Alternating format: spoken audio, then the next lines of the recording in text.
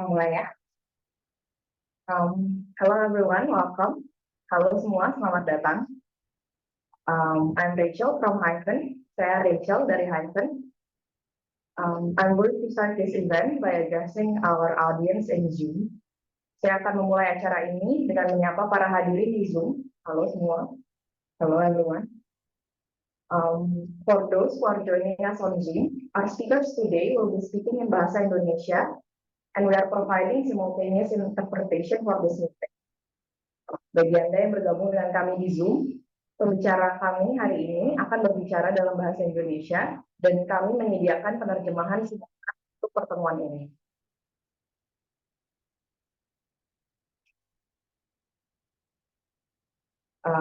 To access the interpretation, please click the globe icon which should be on the bottom right of your Zoom screen and choose the English option. Untuk mengakses terjemahan, silakan klik ikon bola dunia yang ada di bagian kanan bawah layar Zoom Anda dan pilih opsi bahasa Inggris.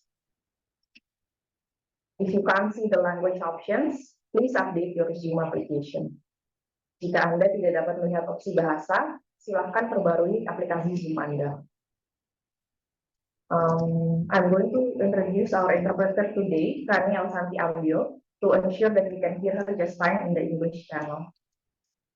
Saya akan memperkenalkan penerjemah kami hari ini, Mbak Rani Alsanti Ambio, untuk memastikan Anda dapat mendengarnya dengan baik di saluran bahasa Inggris. Halo Mbak Rani.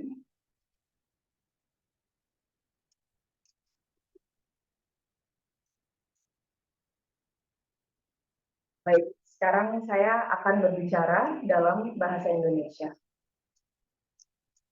Selamat datang lagi semua para hadirin, baik di Zoom maupun di YouTube. Bagi Anda yang bergabung bersama kami lewat YouTube, Dewan Kesenian Jakarta, siaran acara kita hari ini akan menggunakan bahasa Indonesia.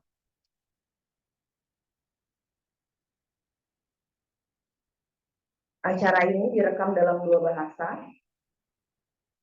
Jadi jika Anda tertarik untuk mengakses diskusi ini dalam versi bahasa Inggris, silakan hubungi kami melalui alamat surel hyphen.rpg@gmail.com hyphen.rpg@gmail.com. Tanpa berpanjang-panjang, mari kita mulai acara ini. Saya akan memperkenalkan Mas Akbar yang dari Komisi Riset Dewan Kesenian Jakarta yang akan memulai acara ini. Silakan Mas Abu. Terima kasih Rahel. Selamat sore teman-teman. Saya Akbar Yumni dari Komisi Riset dan Kebijakan Dewan Kesenian Jakarta. Terima kasih sudah bekerjasama dengan komunitas Hyphen, bacanya Hyphen, untuk bedah buku sore ini. Ya, kalau di konteks Komisi Riset mungkin masih 4 bulan kami bekerja, dan salah satu tema yang di riset juga tahun ini adalah tentang kurasi tata ruang Taman Ismail Marzuki periode 69 dan sampai tahun 79. Tapi memang periode itu memang tentu salah satunya ada GSRP juga yang memuat peristiwanya di Taman Ismail Marzuki. Tapi riset kami juga tentu juga lebih spesifik karena juga bagaimana kurasi ruang, misalnya salah satu temuannya juga yang juga salah satu yang kami perbincangan adalah seni rupa pameran patung kontemporer tahun 73 kalau nggak salah, yang juga praktiknya juga cukup penting sebelum GSRB karena dia sudah menggunakan ruang keseharian di Taman Ismail Marzuki sebagai praktik sebagai ruang pameran. Jadi objek-objeknya berkelindan di ruang-ruang keseharian di tim yang berinteraksi langsung dengan para pengunjung, dan itu kayak menjadi semacam, justru risetnya kami justru mencari peluang-peluang lain di luar, tanda kutip ya, kebaruan di luar GSRB sebelum salah satunya juga kami baca sebelum GSRB, yaitu pameran patung kontemporer tahun 73. Dan saya pikir buku ini penting karena menarik karena membaca ulang bagaimana GSRB dihubungkan dengan praktek seni rupa hari ini dan apakah keterhubungan itu masih punya relevansi atau tidak, itu yang jadi menarik untuk dibaca ulang. Dan tentu sebagaimana juga kebiasaan di pengetahuan ya, refresh lagi, balik lagi, yang kemudian dibaca ulang lagi. Ya, sejarah memang selalu sesuatu yang terbuka dan terus-menerus diproduksi karena ketika kita membaca sejarah juga dalam situasi sejarah juga. Jadi kenapa dia memang selalu terbuka. Terima kasih buat Grace dan kawan-kawan dan komunitas Hipen. Semoga kolaborasinya berjalan produktif dan kita terus bekerja sama. Itu aja. Terima kasih Rahel.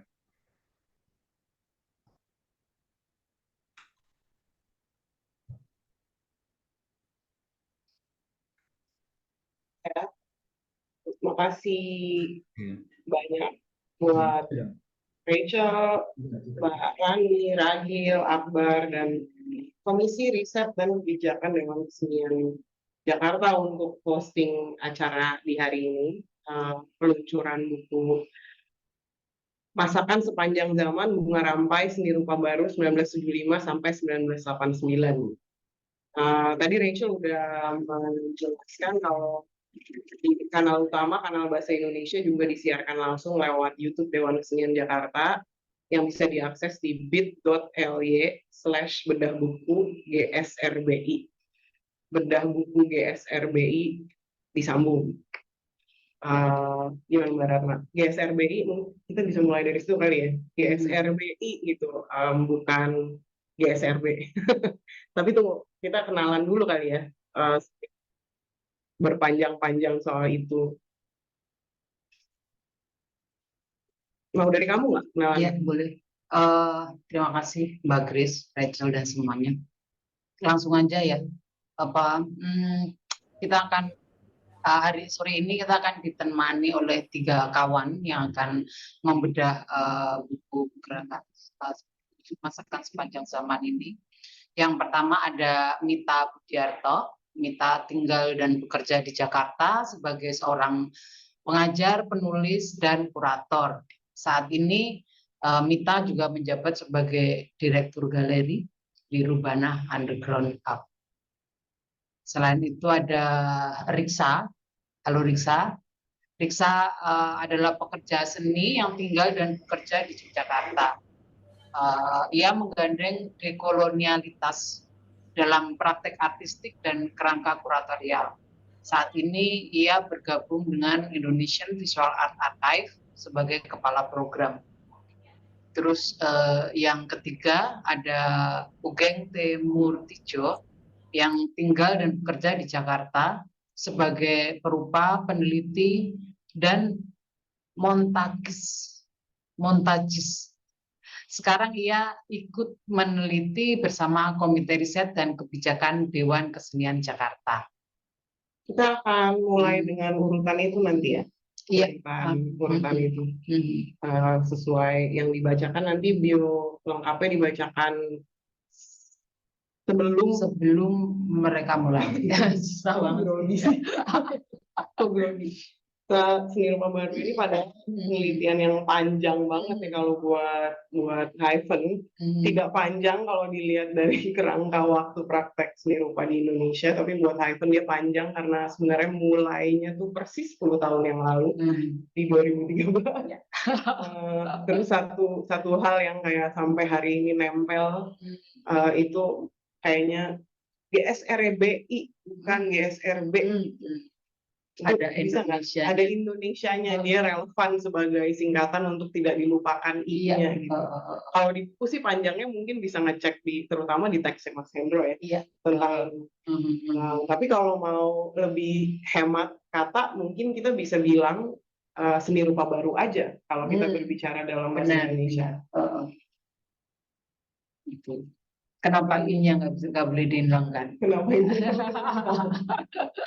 Itu kayaknya harus baca sih bukunya. Harus baca bukunya. Mita siap ya? Oh, pembagian waktu ya. Masing-masing pembedah buku kita hari ini punya 15 sampai maksimal 20 menit untuk untuk mengabarkan hasil bacaannya. Habis itu kita akan berdiskusi, bisa langsung dilempar ke floor, karena kalau yang kelihatan di Zoom hampir semuanya kenal ya. Hampir semuanya kenal, hampir semuanya pernah terlibat di dalam macam-macam fase dari penelitian seni rupa baru ini. Terus kalau ada pertanyaan dari teman-teman yang ada di YouTube juga bisa diketikkan, akan kami sampaikan di dalam forum kepada para narasumber gitu ya. Langsung aja ya, kita mulai dari pertama, kita akan mulai dari Mita ya. Kita akan mulai dari Mita. Oke, saya lagi nih yang baca. Oke, halo Mita. Mita adalah, tadi sudah disebutkan, pengajar, penulis, dan kurator. Ketertarikannya berkisar pada pendekatan pedagogis yang cair dan lintas aspek dalam berkesenian. Juga menjabat sebagai Direktur Galeri Rubana Underground Hub. Ia adalah bagian dari satu tim yang bekerja dengan pola pikir sesuai kemampuan dengan landasan keterbukaan dalam mengelola sebuah galeri seni. Pengalaman Mita dalam mengajar dan meneliti untuk lembaga perguruan tinggi serta kerja kuratorial mandiri telah lebih dari 1 dekade. Mita menerima gelar doktor di bidang humaniora dari studi budaya dari Universitas London, University of London, Big Bang College, Inggris. Langsung aja, ya, silakan Mita. Halo, terima kasih. Halo teman-teman semuanya. Sebelumnya terima kasih untuk Hyphen dan TKJ atas undangannya untuk saya berpartisipasi dalam bedah buku ini. Selamat sekali lagi. Sebenarnya ucapan selamatnya udah saya sampaikan via Japri. Tapi selamat sekali lagi kepada Hyphen atas penerbitan buku ini, dan terima kasih atas segala kerja kerasnya yang akhirnya berbuah di penerbitan buku ini. Saya tahu ini makan waktu yang panjang, dan saya yakin ini sangat berguna untuk wacana seni rupa, bukan hanya Indonesia tapi secara global. Sesuai brief, saya akan membedah buku ini.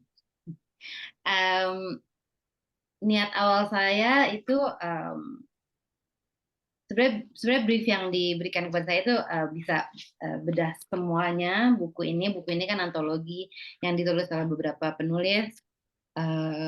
Kami diminta untuk membaca bebas sebenarnya untuk membaca semuanya atau memilih satu atau beberapa esai yang dimuat di sini.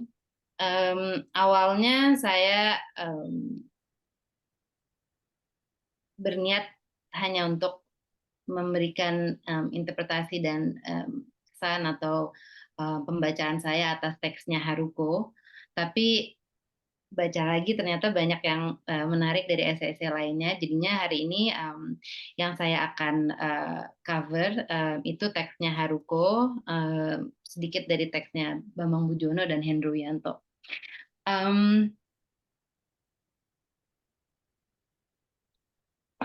Saya udah siapin slide.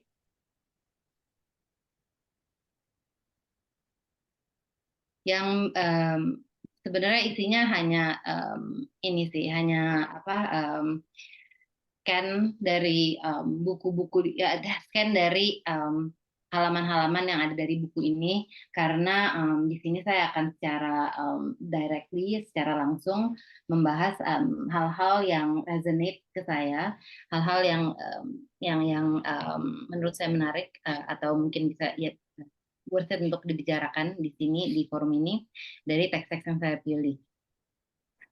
Saya mau mulai dengan teksnya Haruko dulu, berjudul Pasaraya Dunia Fantasi, Pendekatan, Praktik, dan Pemikiran sejak Gerakan Seni Rupa Baru Indonesia 1970-an. Berhubung waktunya pendek, saya akan langsung masuk ke poin-poin yang akan saya highlight dari tiap teks. Ini saya langsung masuk ke teks ini dimulai di halaman 141. Slide saya ini adalah scanan dari halaman 143. Karena ada suatu hal yang menurut saya asik atau menyenangkan untuk dibahas gitu. Karena seperti kita tahu GSRB dan khususnya efek Sartono itu dari dulu, maksudnya udah lama gitu selalu menekankan aspek riset bukan dalam kekaryaan.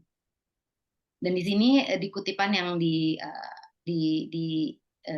include oleh Haruko di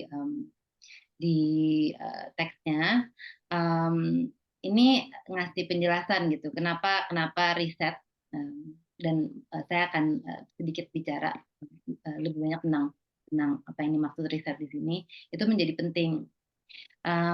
Di kutipannya, sorry, saya baca dari tulisannya Haruko dulu, quote unquote, sebagaimana dipaparkan oleh Harsono, dan di sini dia masuk ke kutipannya. Kami ingin berbicara mengenai lingkungan hidup. Ini maksudnya Harsono lagi menjelaskan tentang kenapa mereka grup ini berpraktek the way they practice gitu. Kami ingin berbicara mengenai lingkungan hidup, namun kemudian kami memahami bahwa pengetahuan kami mengenai permasalahan ini begitu terbatas. Nah, ini saya rasa penting karena di sini secara jelas gitu efek Harsono menjelaskan bahwa ya dia berkarya karena merasa adanya keterbatasan pengetahuan tentang suatu hal gitu. Jadi di sini prakteknya dia, praktek keseniannya beliau adalah praktek yang berlandaskan suatu intellectual curiosity gitu, yang kemudian ketika ia bicara tentang pentingnya riset dan lain sebagainya menjadi masuk akal. Tentu saja dia meriset karena dia merasa bahwa dia ingin menambah pengetahuan tentang suatu hal gitu. Dan untuk dia cara yang tepat untuk mencapai tujuan tersebut adalah melakukan riset. Nah, kemudian di kutipan ini juga di bagian ini cara-cara saya sendiri, tapi ya, ini passage yang saya maksud. Dan di sini Harsono ngomong tentang riset seperti apa sih gitu. Maksudnya riset itu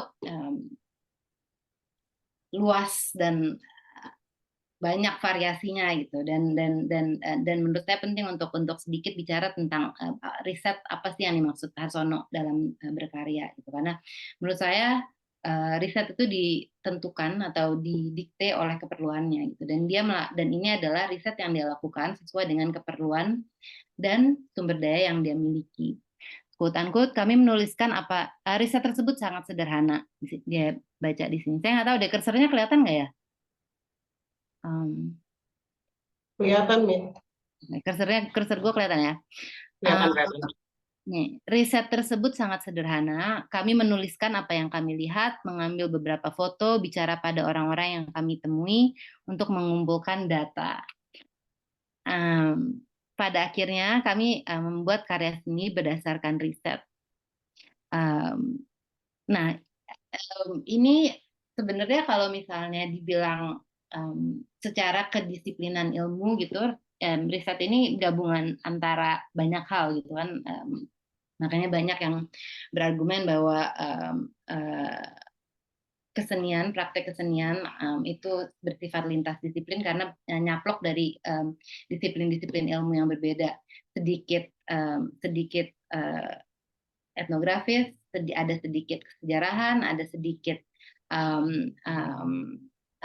antropologis, dan ada yang ngikutin juga cara-caranya kajian budaya. Tapi ini semua diramu yang kemudian menurut saya menjadi suatu bentuk atau metode riset yang spesifik untuk kesenian. Nah, poin saya di sini, poin yang ingin saya sampaikan di sini adalah ini adalah cara Harsono untuk mendefinisikan apa yang dia sebut sebagai riset dalam kesenian.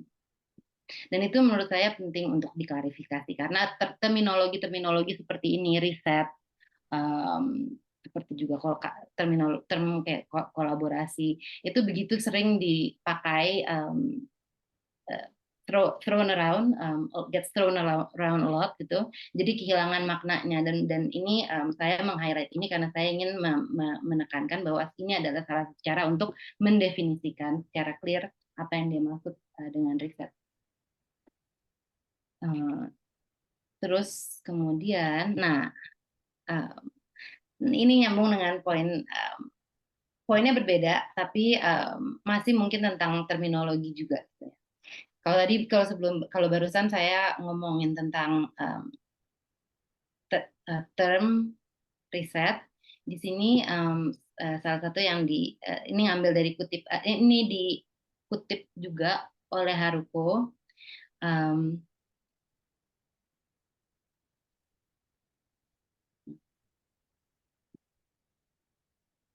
Rani, pace-nya nggak apa-apa ya, aman ya?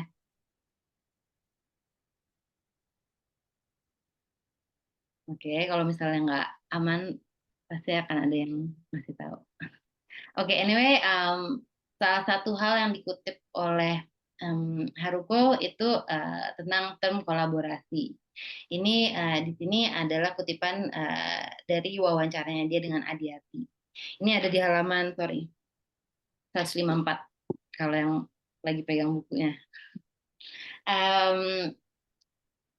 Adiati bilang, di masa lalu tak ada yang menamainya sebagai kolaborasi karena itu kami menyebutnya sebagai proyek. Saya rasa ini kalau sekarang gitu ya, maju 25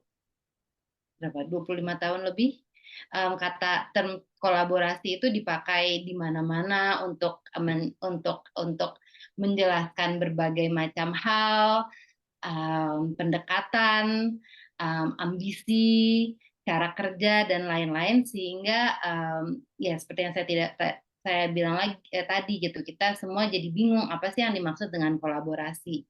Ketika kita ngomong dengan kata kolaborasi itu seakan-akan kita ngomong, belum tentu kita menggunakan konteks bahasa yang sama. Jadi kata kolaborasi itu seperti kehilangan maknanya. Nah, ini saya highlight karena menurut saya penting untuk berpikir tentang bahasa dan vocabulary yang kita gunakan untuk menjelaskan sesuatu. Karena seperti tadi Harsono bilang itu budaya terus berubah, semuanya terus berubah. Bagaimana kita menamakan sesuatu atau bagaimana kita memanggil, bagaimana naming itu juga harus terus berubah. Karena kalau misalnya kita terus menggunakan kosakata yang sudah dipakai dari zaman dulu dan nggak diupdate, itu menjadi usang dan udah hilang maknanya, udah nggak ada lagi maknanya. Jadi untuk diskusi kritis tentang apapun, tentang kebudayaan, tentang kesenian, untuk tetap menjadi relevan, saya rasa phrasing ini gitu, contohnya dan term kolaborasi atau term riset itu harus tetap diupdate, kita harus tetap diperbarui supaya apa yang kita bicarakan itu precise, itu presisi, jelas maksudnya apa.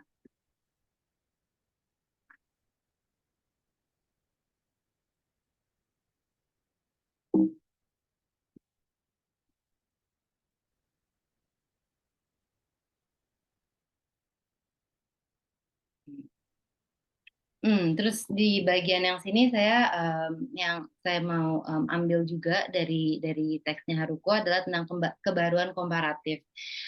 Sebelum dia masuk ke sini, saya juga udah mulai, ketika saya membaca teks ini, saya juga udah mulai membayangkan gitu di pikiran saya secara, kalau kita memikirkan fenomena gerakan seni rupa baru Indonesia ini gitu, dengan apa yang sedang terjadi di dunia yang lebih luas dan praktik kesenian secara global, itu sebenarnya banyak kesamaan, dan saya rasa kesamaan itu sifatnya bukan niruan atau copycat, tapi lebih dalam dan lebih meaningful dari itu gitu ya.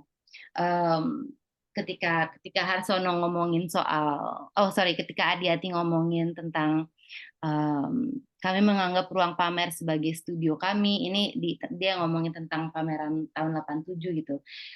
Pada saat yang bersamaan di belahan dunia lain sebenarnya hal-hal ini banyak juga terjadi. Tapi sebelum saya loncat ke situ, saya mau ngomong dulu tentang time frame gitu ya.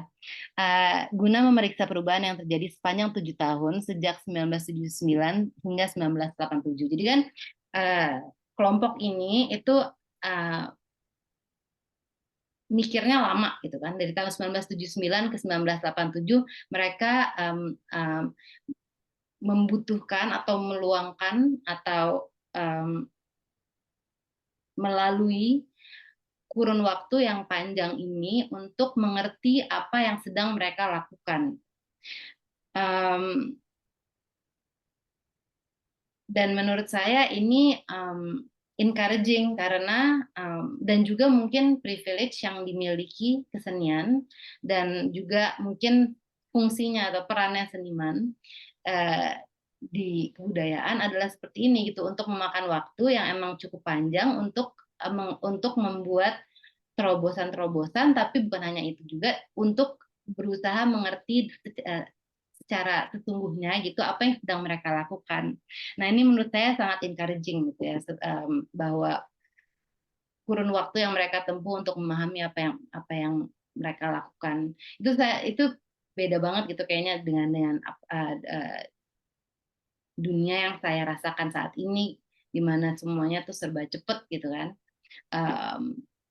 Ya mungkin ini luxury of the past atau ini adalah privilege kesenian yang punya waktu panjang atau banyak untuk dibuang-buang bikin karya-karya yang pada zamannya dianggap aneh-aneh. Anyway, terus balik ke teks ini si Haruko ngomong tentang kebaruan komparatif. Jadi sebelum dia masuk sebelum saya baca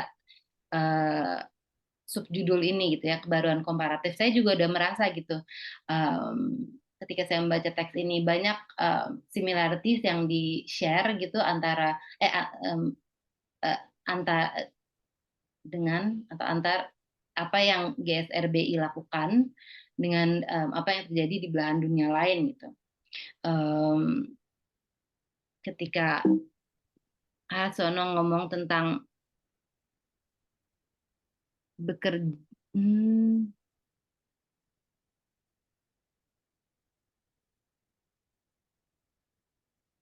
anyway, somewhere di teks ini Harsono itu ngomong ya kita bikin sesuatu yang sifatnya parodi gitu, kita menyindir secara nyinyir.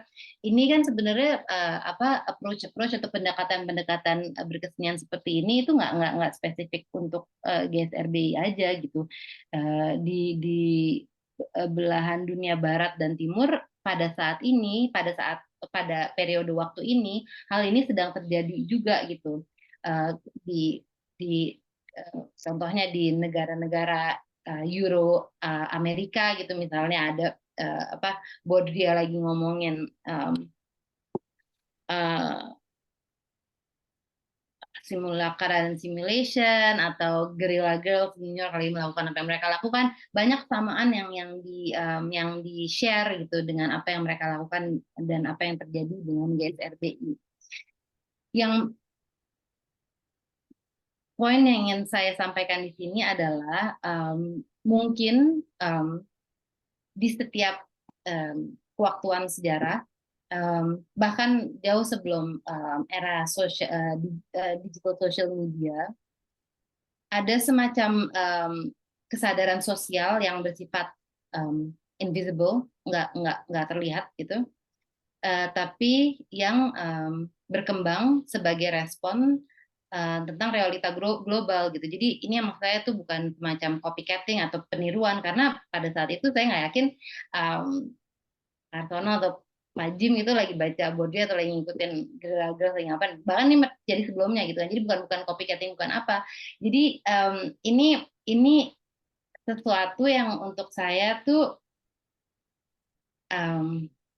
soothing atau consoling, karena ini mengingatkan saya bahwa terlepas dari distances gitu ya, jarak antara geografis, jarak kesejarahan, jarak gitu, despite jarak apapun, ternyata kita masih bisa merasakan hal yang sama dan melalui hal yang sama dan berbagi sentimen, reaksi tentang segala hal, termasuk pilihan-pilihan atau metode bekerja dalam konteks ini bekerja di dalam kesenian gitu. Ya, dan itu di dunia yang semakin berjarak ini adalah sesuatu yang menurut saya ya itu tadi soothing atau calming gitu, karena ya itu mungkin ada semacam social consciousness yang sifatnya invisible yang di-share oleh semua orang terhadap realita global.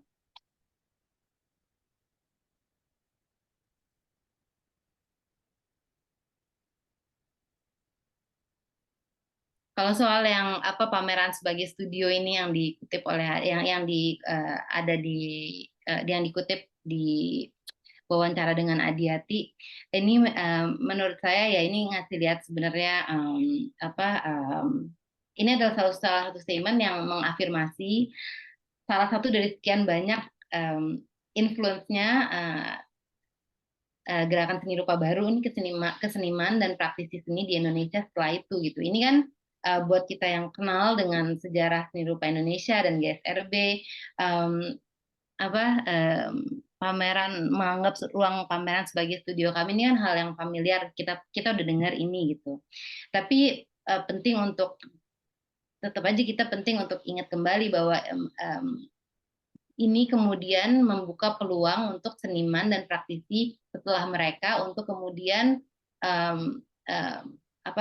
jalan lebih lanjut gitu. Jadi mereka kayak pave the way atau membuka jalan untuk kemudian seni rupa di Indonesia bergerak ke arah ke trajektori yang lain gitu, yang nggak terduga.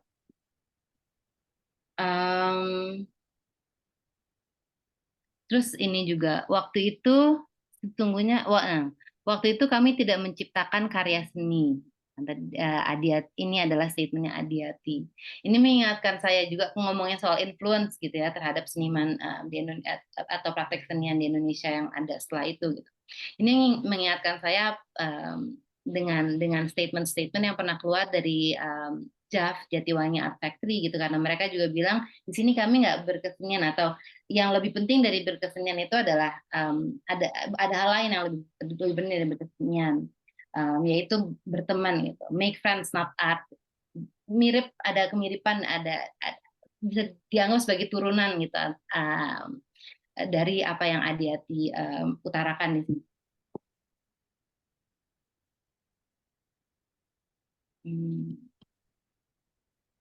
Nah, kalau di bagian yang ini Haruko ngomongin tentang desain atau bagaimana gerakan seni rupa baru itu semacam design curious, design oriented. Ini juga maksudnya bisa kita hubungkan juga dengan sejarah seni rupa secara global gitu, karena di sini mereka ingin kalau pakai katanya Mas Hendro itu mereka ingin meruntuhkan elitisme dalam kesenian gitu kan, makanya mereka ngambil aspek-aspek atau menarik dari aspek-aspek desain gitu yang dianggap mereka lebih egaliter dan lebih objektif dan lain sebagainya. Ini juga terjadi di belahan dunia lainnya di kurun waktu yang kira-kira mirip-mirip lah, beda-beda 10 tahun gitu. Ada gerakan-gerakan anti desain gitu yang kalau di dunia desain gitu ya, ada gerakan-gerakan anti desain yang menentang atau ingin meruntuhkan sifat desain yang sangat komersil dan industri sentris. Nah, ini ada kemiripan yang saya lihat di sini. Jadi menarik untuk saya menarik untuk melihat atau connections, hubungan-hubungan antara kesenian dari tempat-tempat yang berbeda. Ini diomongin kali. Extra time semenit lagi ya. Oh gitu, ya nggak jadi Dua bahas. deh, dua. Dua deh, dua. Boleh sebenarnya, soalnya mau bahas punya Pak Bambang sama punya Mas Hendro, tapi ya udahlah nggak usah. Oh ya udah kalau gitu pas deh. Kalau gitu pas satu menit untuk satu poin terakhir. Despite maksudnya despite itu semua ada salah satu mungkin ini minor sih sebenarnya, tapi mungkin ini sedikit apa ya, kayak ada rasa ketidakpuasan dengan endingnya teksnya Haruko gitu, karena sebelumnya dia lagi ngomongin tentang parodi gitu ya. Sebelumnya tuh dia lagi ngomongin itu tadi Pak, dia lagi ngomongin tentang approach parodi dan ironi yang digunakan oleh GSRBI gitu. Tapi kemudian tiba-tiba dia loncat ke paragraf ini untuk menutup teksnya, quote unquote, karena jika tidak demikian, apalagi yang lebih berarti dibandingkan membuat orang lain banyak bahagia. Jika kita tidak betul-betul berpikir mengenai apa itu seni, jenis seni semacam apa, tidak, bukan demikian kiranya. Yang paling penting dari semua hal ini adalah bagaimana kita bisa bahagia. Ini on its own, ini adalah statement yang nggak apa-apa lah ya, valid-valid aja gitu. Tapi kalau misalnya kita baca teksnya seluruhnya, ini dari segi penulisan menurut saya ini agak unfinished karena loncat gitu. Loncat dari paragraf sebelumnya. Jadi ya ini mungkin komen saya atau ketidakpuasan minor saya tentang segi penulisan gitu, adanya rasa disconnection atau nggak nyambung gitu dari hal yang sedang dia bahas di paragraf sebelumnya. Oke, segitu aja dari saya, dan ini pas karena ini emang paragraf terakhirnya Haruko di teksnya. Oke, terima kasih atas waktunya. Thank you, Mit. Nanti dilanjutin pas diskusi kali ya. Bisa dilanjutin pas diskusi yang dua laginya. Gue juga penasaran sebenarnya lanjutannya apa. Kita mau memanggil Riksa untuk yang selanjutnya kali ya. Iya. Buat sekarang ya. Makasih ya, Mit. Terima kasih Mita. Mungkin sebelum saya bacakan short bionya Riksa, kita tadi malah lupa belum menyebutkan siapa aja penulis di buku ini ya. Iya, Jadi tiba-tiba Mita ngomongin Haruko gitu, tanpa kita belum ini dulu. Jadi buku ini memuat bunga rampai, memuat 8 tulisan dari teman-teman yang memang tertarik dan bersedia menulis dan membaca ulang tentang seni rupa baru. Beberapa di 8 orang itu adalah ada Aminuddin T. Siregar, terus ada Patrick Flores, ada Nuraini Dindastuti, Tike Sabapati, Haruko Kumakura yang tadi sudah dibahas, direview oleh Mita. Ada juga Safiatudina dan Brigita Isabella. Mereka berdua membuat satu artikel bersama. Ada Bambang Pujono dan yang terakhir ada Indro Wianto. Itu penulisnya. Oke, kita lanjut ke Riksa ya. Oke. Sebelum kita mendengarkan Riksa, jadi kami perkenalkan singkat saja. Riksa adalah seorang pekerja seni yang tinggal dan bekerja di Yogyakarta. Ia menggandeng dekolonialitas dalam praktik artistik dan kerangka kuratorial. Ia menyelesaikan Jan van Eyck Academy di Maastricht pada 2019. Ia pernah mengelola pemrograman dan pameran di Jakarta Biennale 2015, Maju Kena, Mundur Kena, Acting in the Prison, Eurovalia 2017, Power and Other Things, serta Gwangju ke-13, Gwangju Biennale yang ke-13, The 13th Gwangju Biennale, Minds, Rising Spirit, Turning, and What Do Crocodiles Dream About. di Museum of Contemporary Art Martelkova 2023. Saat ini ia bergabung dengan Indonesia Visual Art Archive sebagai kepala program. Terima kasih. Silakan, Riksa. The floor is yours, Riksa. Halo, selamat sore semuanya. Saya nggak keburu bikin slide presentasi karena sekarang saya udah bekerja di institusi. Waktunya jadi semakin sedikit. Tapi itu mungkin alasan saya aja. Saya akan memulai ini dengan membaca. Tempat saya memulai untuk mengecek teks dari buku GSRBI ini adalah memainkan siapa yang paling dekat prakteknya dengan saya. Saya adalah seorang self-claim curator di Indonesia yang notabene tidak pernah mengenyam pendidikan kuratorial atau kesejarahan seni rupa. Nama saya Riksa, saya sekarang bekerja sebagai kepala program di Indonesia Visual Art Archive di Jogja. Teks yang saya pilih pada akhirnya jatuh kepada tulisan Brigitta Isabella dan Safia Tudina. Saya mengenal keduanya sebagai intelektual lewat kepiawaian mereka membedah isu-isu antar generasi, kritik seni, buruh seni, dan yang terakhir Brigitta pernah membahas materialisme, dialektis, dan historis dalam kajian seni rupa kontemporer. Saya akan banyak bermain dengan kutipan-kutipan pada buku ini, di mana kutipan-kutipannya nanti akan saya jahit dengan kutipan lain atau realitas lain. Latihan atau exercise ini saya lakukan sebagai metode untuk memantulkan realitas di mana saya berada hari ini. Posisi apa yang saya ambil, dan kebisingan apa yang ada di sekitar saya hari ini. Pertanyaan soal memberikan ruang mungkin bagi pemikiran antidisiplin dan perspektif yang kurang mendapatkan visibilitas dalam bacaan hari ini. Pada buku ini perasaan saya, banyak kontestasi tentang si aku.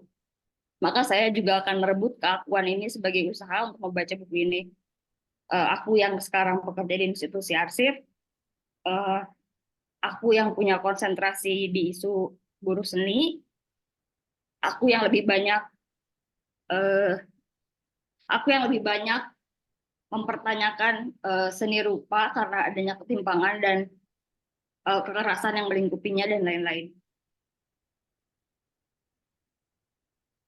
Kesan yang saya dapatkan ketika membaca ini, saya melihat jejak pemikiran Safia Tudina dan Brigitta Isabella yang lama dalam tanda kutip. Saya mengetahui dari mereka bahwa tulisan ini dibuat sekitar tahun 2017.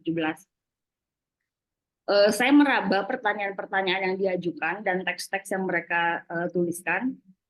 Lalu saya kemudian bertanya, atau mungkin istilahnya kayak membatin, apakah mereka, si penulis, akan punya pertanyaan yang sama jika wawancara itu dilakukan di 2023. Saya akan memulai dengan quotes pertama, yaitu sebagai pelaku dan pekerja seni yang aktif sejak akhir dekade pertama 2000-an. Itu tulisannya Brigitta sama Safia Tudina. Esai ini dimulai dengan mengambil posisi dan tahun mulai aktif mengenal seni rupa. Saya mengingat tahun-tahun tersebut sebagai milenial yang lahir di tahun 1986. Beberapa dari kami memasuki dunia seni tanpa adanya pengetahuan tentang apa itu sejarah seni rupa. Terlebih, tanda kutip lagi, ini dikutip dari tulisannya, terlebih karena tidak memiliki pendidikan seni dan lingkungan sekitar yang berjarak dari sejarah seni saat berkarya. Tahun 2000-an, saya juga ingat saya bergabung dengan Ruang Rupa yang tidak memasukkan sejarah seni sebagai laku prakteknya, atau pada bahasan dan obrolan ringan ketika sedang nongkrong. Saya rasanya tidak pernah mendengar GSRBI misalnya.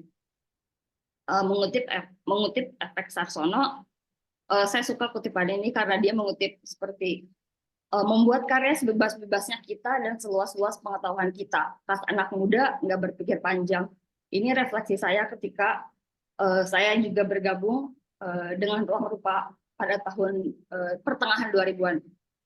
Jadi quotes dari efek Sarsono ini sangat reflektif buat praktek-praktek yang juga dilakukan oleh anak muda pada masa itu di Jakarta dengan settingan yang sangat urban metropolis ya.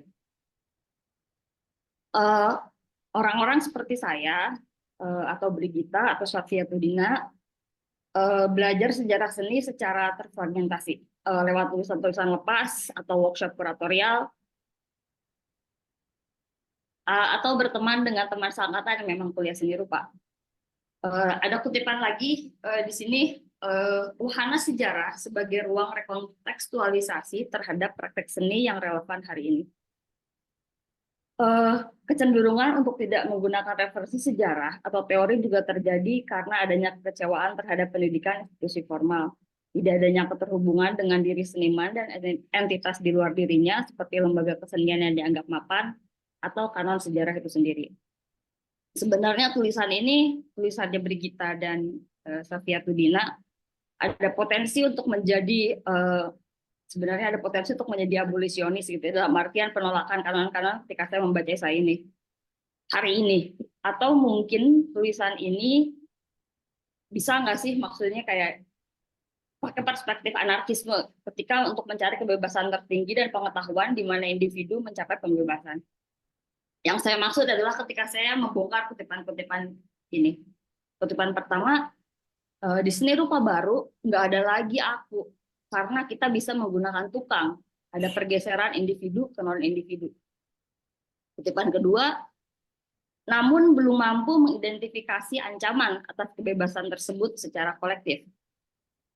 Yang ketiga, periodisasi tidak dapat mengungkapkan keterhubungan. Kutipan selanjutnya,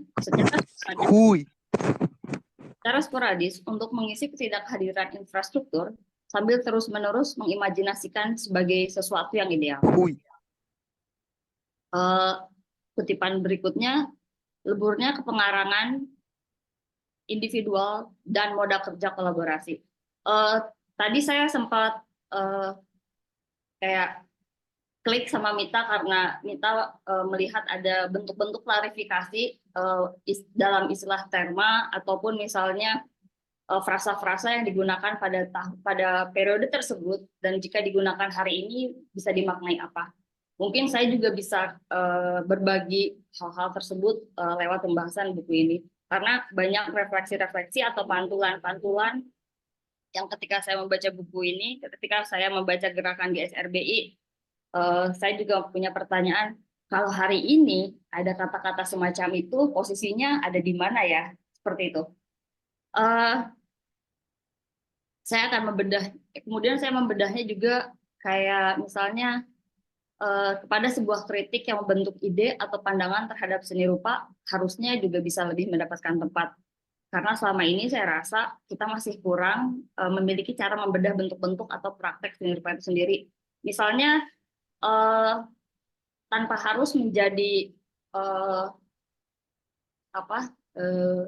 bukan julid ya, tanpa harus menjadi julid gitu.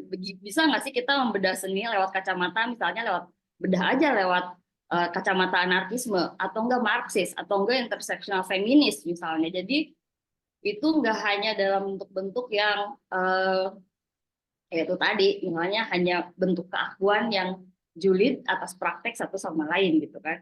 Nah, atau misalnya kenapa juga ada tawaran pakai konsep budaya tandingan gitu, karena mungkin jadi sangat penting untuk membongkar oposisi terhadap otoritarianisme gitu, entah itu oleh negara atau itu oleh lembaga mapan. Saya nggak tahu lembaga mapan di sini juga lembaga mapan yang mana, apakah itu Galeri Nasional misalnya karena di sini ada Bayu, atau misalnya atau misalnya praktek-praktek yang dulu adalah alternatif sekarang bisa aja jadi berubah jadi mapan gitu. Apakah GSRBI, komponen-komponen GSRBI sekarang menjadi tokoh-tokoh yang mapan, apakah juga mungkin ruang-ruang alternatif yang disebut di tempatnya ditulis di bukunya Brigita kayak BES 56 atau enggak ada praktek ruang rupa di sini sedikit sedikit menyebut soal BES 56 dan ruang rupa gitu. Apakah ruang-ruang yang dulunya alternatif juga sekarang bisa jadi patron gitu. Nah, anyway,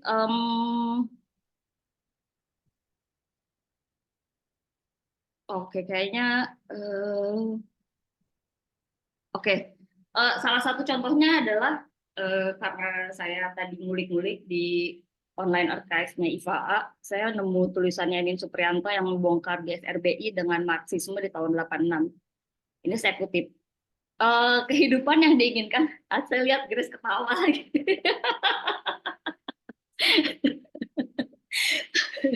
Ini nggak tahu, pokoknya waktu pas gue masukin GSRBI yang keluar tulisannya ini, terus kayak oh ada Marxisme, oh oke juga nih kayaknya gue baca.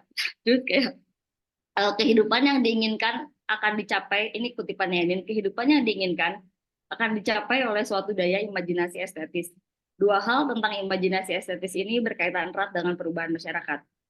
Strip yang pertama, imajinasi estetis mempunyai nilainya sebagai faktor perubahan sosial sejauh mampu menjiwai macam-macam gerakan untuk mengubah tulisan tangan yang nggak jelas, masyarakat dari arah ekonomis, politis, dan budaya yang telah ditentukan oleh kelompok penguasa yang tidak ingin lagi adanya perubahan. Strip kedua, imajinasi dengan mempersatukan kepekaan pengamatan indera dengan akal budi menjadi sesuatu yang produktif sejauh ini menjadi suatu praksis. Kutipan yang ngomongin soal imajinasi estetis ini akan jadi sangat berbeda dengan, saya akan lompat sebenarnya ke tulisannya Patrick Flores. Nah ya, sebentar.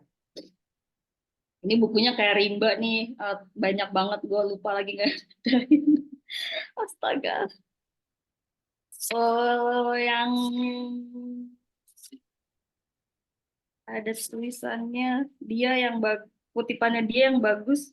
Bagaimana menilai kekonkretan ini, ketegangan antara penyingkapan dan ketersingkapan. Kutipannya yang lain adalah ini sebenarnya ini kutipannya Sanento yang dikutip lagi sama Patrick Flores. Dia ngomonginnya ini, bahkan saya kutip, bahkan emosi konkret yang pekat dan melibatkan tubuh serta tindakan jasmania harus menjelma jadi emosi estetis yang jernih. Menjelma ke dalam bentuk yang berirama, berkesinambungan dan berkesatuan, termenung berdiam diri pada suatu jarak, renungannya pada dunia imajiner. Di sebidang segi empat yang menekuni tiap garis, tiap goresan. Itu saya potong-potong. Tapi itu jadi sangat menarik ketika membandingkan bagaimana estetika itu bisa dibahas oleh dua orang gitu ya. Maksudnya dalam dua pemikiran yang berbeda. Sedangkan imajinasi estetis yang disodorkan oleh Enin mungkin karena dia mempersatukan kepekaan pengamatan indera, ini lebih condong kepada gerakan-gerakan atau nggak pedoman-pedoman yang dipakai oleh dekolonial estetis misalnya, yang sesuatu yang saya kenal hari ini gitu. Di sini juga ini menambahkan fungsi seni dalam masyarakat. Kayaknya fungsi seni dalam masyarakat selalu ada, selalu dipertanyakan. Hari ini juga masih ada fungsi seni dalam masyarakat. Kayaknya itu nggak pernah padam. Tapi di sini ada menawarkan fungsi seni kritis. Fungsi kritis seni terhadap perubahan masyarakat terletak pada wujud estetisnya. Suatu karya seni adalah otentik atau benar, bukan oleh hakikat isinya, penampilan yang benar dari kondisi sosial, bukan pada dari kemurnian bentuknya. Saya banyak memantulkan usaha Brigita dan Safiatudina dalam membaca kerja seni GSRBI.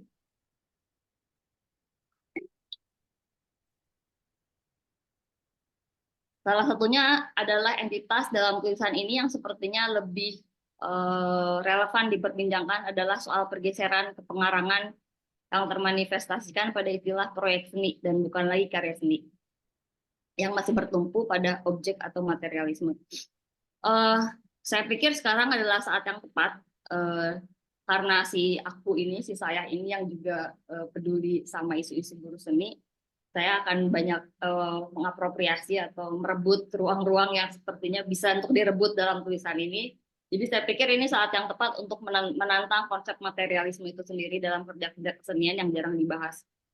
Yaitu buruh-buruhnya dalam kutipan di buku ini dikutip di seni rupa baru nggak ada lagi aku karena kita bisa menggunakan tukang. Tukang di sini hari ini saya klaim sebagai buruh seninya, di mana tanda kutip lagi namanya tidak pernah disebutkan, walau si aku dalam kasus GSRBI juga sudah melebur. Namun tentu saja kita harus berhati-hati dengan frasa tidak ada nama, tidak ada punya siapa. Itu kutipannya ada juga di buku ini.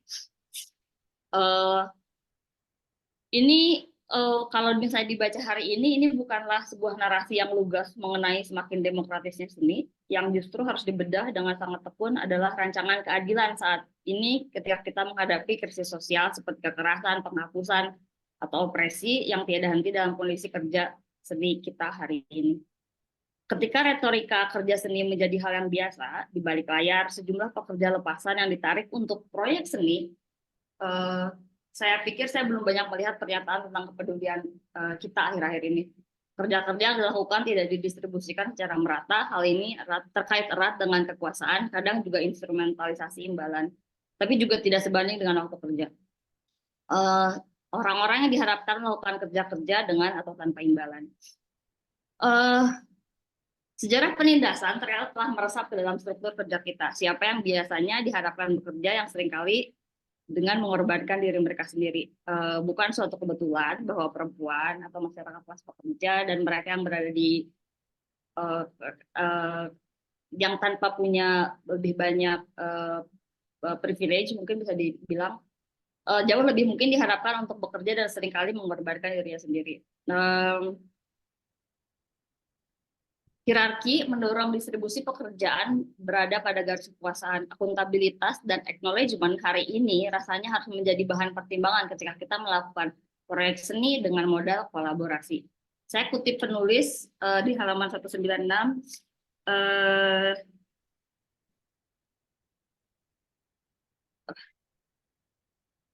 proyek 1, sang aku bergeser lagi dengan tidak adanya pencantuman nama pada masing-masing karya yang ditampilkan dalam pameran. Semua peserta pameran bekerja bersama dan membagi diri dalam divisi-divisi kerja. Antara lain, tim pencari bahan, tim penelitian, tim pembuatan unsur-unsur pameran, tim penerapan penelitian, tim perencanaan ruang, dan tim penentuan gagasan. Oke, tinggal 3 menit lagi. Saya sepertinya, ini kutipan terakhir. Saya akan menutup presentasi ini dengan mengapropriasi kutipannya Hahan. Mesin dan alat-alat yang memudahkan bikin karya itu ada. Saya penasaran kalau mesin dan alat itu diganti jadi tukang dan buruh seni, itulah yang justru memudahkan bikin karya itu ada. Terima kasih.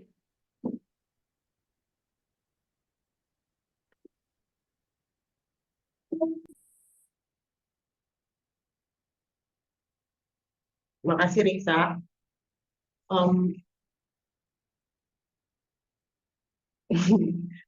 Kita akan berpindah ke Ugeng. Ugeng udah siap?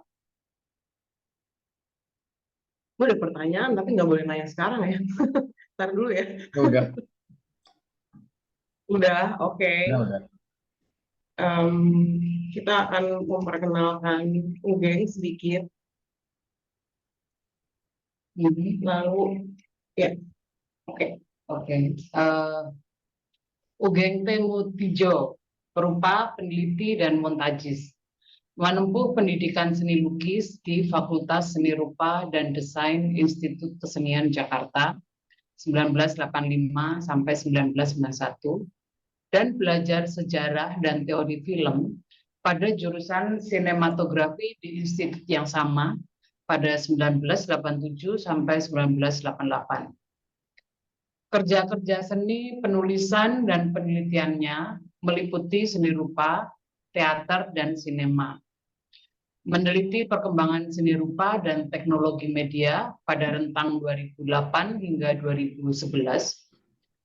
Teks dramatiknya termasuk diantaranya adalah Mangkuk Bagus, Bla Bla Bla, termuat dalam kumpulan naskah Rawayan Award, Cut Out, terbitan Dewan Kesenian Jakarta 2017, dan proyek terakhirnya adalah kolaborasi film kuret oleh Grafis Celluloid dalam Ring Project Asia Tenggara. Metaphors About Island dikuratori Sandy Lo dari Taiwan, bekerja sama dengan Good School Studi Kolektif dan Jakarta Biennale 2021-2022. Oke, langsung aja, silakan Ugeng. Ya, selamat sore teman-teman dan para pemirsa yang hadir di sini. Saya mulai aja dari pengalaman yang sedikit, yang agak personal. Jadi setidaknya saya hadir di 3 pameran yang merupakan turunan dari Gerakan Seni Rupa Baru Indonesia, yaitu di pameran Project 1 yang diadakan seni lingkungan di Pasar Seni Ancol tahun 87 kalau tidak salah.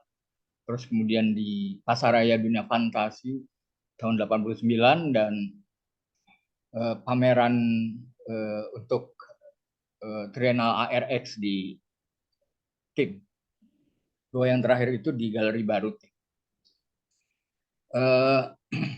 Tentu saja saya sudah membuat beberapa catatan, tapi catatan itu secara khusus memang saya tujukan kepada satu artikel atau satu tulisan karya Hendro Wianto seperti ini. Boleh saya tampilkan gambarnya?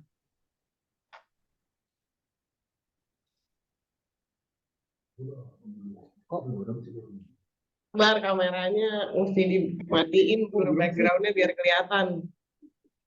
Kenapa tuh? Blur background di kameranya mesti Ini kelihatan nggak? Kok gitu sih?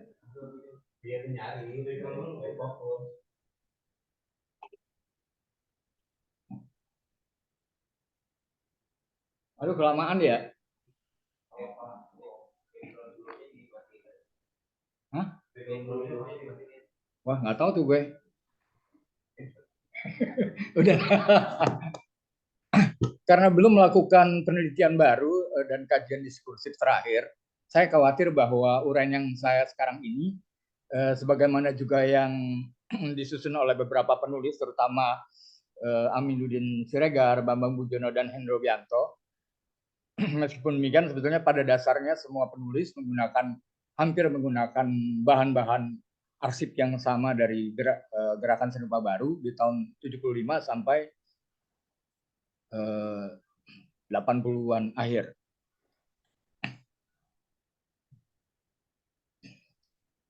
Sebagaimana yang disusun ini, yaitu akan jatuh pada pertanyaan untuk keluar dari bagaimana saya atau kita harus keluar dari historiografi linear terhadap subjek subjek bahasan kali ini, yaitu tentang bagaimana kehadiran Gerakan Seni Rupa Baru dilihat sebagai fenomena dalam perkembangan seni rupa modern ke era kontemporer. Warisan keberadaan karya yang kurang lebih tergolong sedikit, dan juga itu yang untuk bisa dilihat secara langsung juga membatasi kemungkinan saya pada kecenderungan untuk melihat sejarah linear tersebut, sebagaimana yang sudah kita lihat di beberapa penulisan mengenai sejarah seni rupa modern Indonesia ke kontemporer selama ini. Demikian juga bahan-bahan atau sumber-sumber primer maupun sekunder yang juga tidak baru dan ada kemungkinan mengalami bias kepentingan ketika oleh berjalannya waktu, sehingga kita tidak memperoleh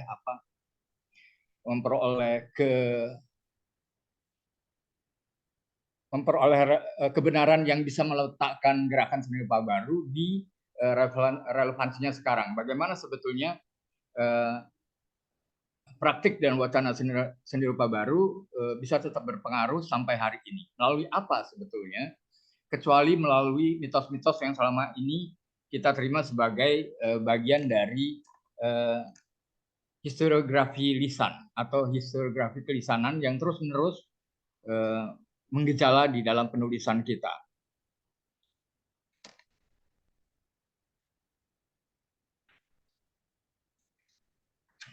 Tetapi hal-hal seperti itu kayaknya tidak dapat dielakkan karena pisau analisis yang sudah berada, yang sudah berbeda, kembali mengulang cerita pengamatan melihat fenomena yang sama dari yang pernah kita asumsikan bersama tentang gerakan seni rupa ini sejak munculnya di tahun 74 dan kemudian perkembangan sejarah peristiwanya sebagai tadi yang disebut kelisanan. Pertanyaan yang penting untuk tindak historiografi tadi adalah bagaimana pengamatan terbaru hari terakhir akan keluar dari kecenderungan kita menggunakan bahan-bahan dan membenarkan bahan-bahan itu sebagai kenyataan dari peristiwa di tahun 1974 dan 1975 dan sampai 1979.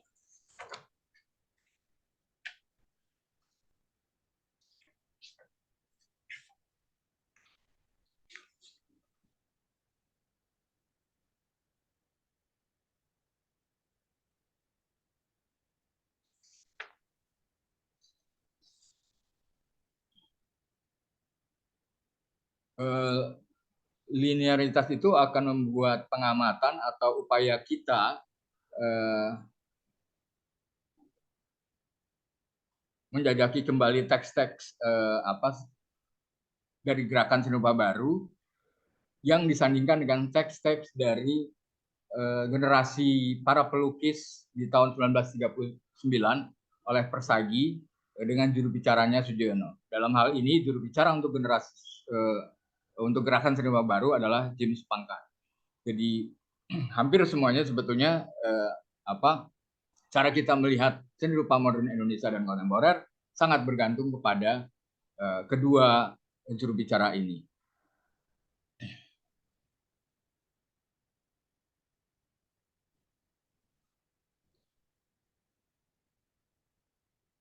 Kegusaran mengenai historiografi linear ini mungkin yang membuat salah satu tokoh terpenting dan juru bicara GSRBI tadi, James Pankart, kayaknya di tahun 2015 mengatakan bahwa sudah saatnya sebetulnya gerakan seni rupa baru tidak dilihat sebagai semata-mata gerakan yang estetik politis, tetapi juga gerakan yang bisa dilihat semata-mata sebagai gerakan estetik. Tetapi di seminar di seminar estetika di tahun yang sama, bukan melalui makalahnya, Jim mengatakan bahwa mungkin sebaiknya kita juga melihat gerakan Mei 1968 di Paris sebagai bagian yang bisa dikorelasikan, direlevasikan dengan gerakan seni rupa baru di tahun 1974.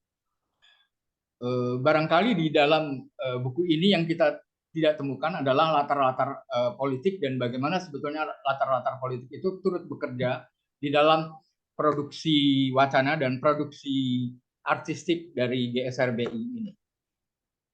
Sementara di salah satu bagian paragrafnya Haruko sempat menyinggung situasionis internasional untuk sedikit membaca kajian Maxian atas gerakan tersebut di Paris yang kemungkinan punya kemiripan atau punya relevansi dengan gerakan seni rupa baru. Saya tidak tahu seberapa mungkin kebenaran ini bisa kita telusuri, bisa kita masuki untuk melihat fenomena yang terjadi di perbatasan karya-karya estetika dan wacana untuk melihat pengaruhnya hingga hari ini. Apakah pengaruhnya itu sebetulnya lebih karena kita belajar atau publik seni rupa itu belajar dan para pelaku seni rupa itu belajar dari sejarah lisan atau dari mitos-mitos yang bersebaran di lingkungan kita dibanding misalnya dari kajian-kajian teoritis atau kajian yang membuat kita menyadari bahwa ada perbedaan fundamental antara seni rupa persagi atau seni lukis di zaman persagi dengan gerakan seni rupa baru dan dengan karya-karya seni rupa yang lahir atau yang muncul pada perkembangan terakhir di banyak misalnya komunitas-komunitas belakangan ini di berbagai wilayah yang tidak hanya di Jawa. Sementara gerakan seni rupa baru relatif juga persagi relatif berada di lingkup Jawa.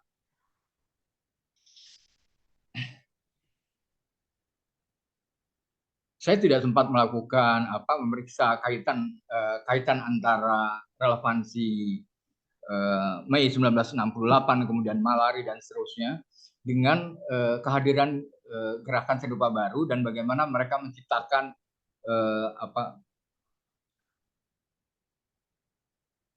konteks-konteks estetik yang berbeda dan konteks-konteks sosial yang berbeda dengan seni rupa sebelumnya.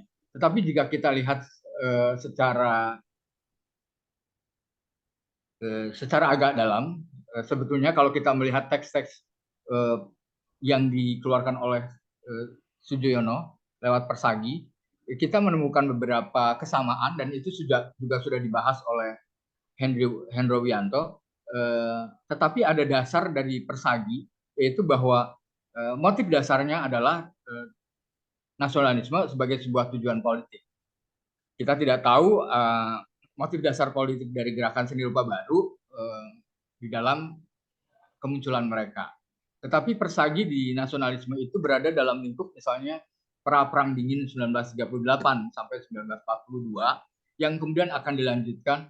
Persagi adalah Persatuan Ahli-Ahli Gambar Indonesia yang kemudian akan dilanjutkan nasionalisme ini pada periode ketika Perang Dingin awal, yaitu melalui seniman Indonesia Muda di tahun 1946 sampai 1955, yaitu 5 tahun setelah deklarasi Lembaga Kebudayaan Rakyat. Mengkait ini saya kira penting untuk melihat dasar politis yang lebih tegas dari gerakan seni rupa baru ketimbang pembahasannya yang melulu berdasarkan mengkaji estetika.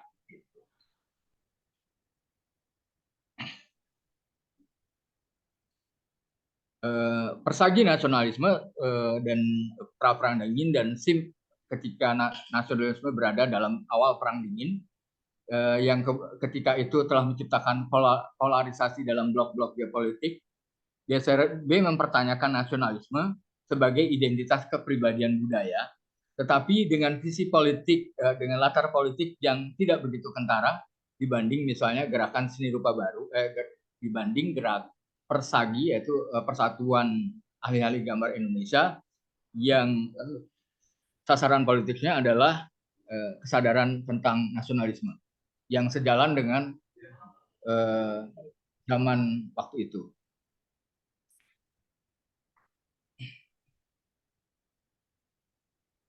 Seniman Indonesia Muda adalah sebuah kolektif seni yang terafiliasi dengan sayap kiri dari salah satu gerakan di faksi politik di Indonesia pada 1946 sampai 48 di bawah Pesindo yaitu Pemuda Sosialis Indonesia yang dibentuk bersama didirikannya upaya-upaya untuk mendirikan negara Madiun, negara Soviet Madiun lewat MUSO.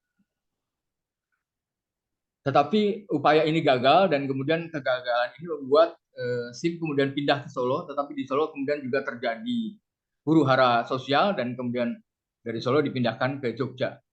Pada saat itu sebetulnya SIM juga berdiri bersama ketika ibu kota dan republik, pemerintahan republik itu diungsikan ke Yogyakarta pada Februari 1946. Nah, realitas-realitas politik ini demikian jelas menjadi latar bagi SIM maupun persagi dibandingkan ketika kita melihat misalnya bagaimana sebetulnya gerakan seni rupa baru berada dalam latar politik yang juga cukup tegang. Misalnya pertama, pendirian tim adalah bagian dari cara untuk melakukan cagar atas kebudayaan modern. Apalagi ya?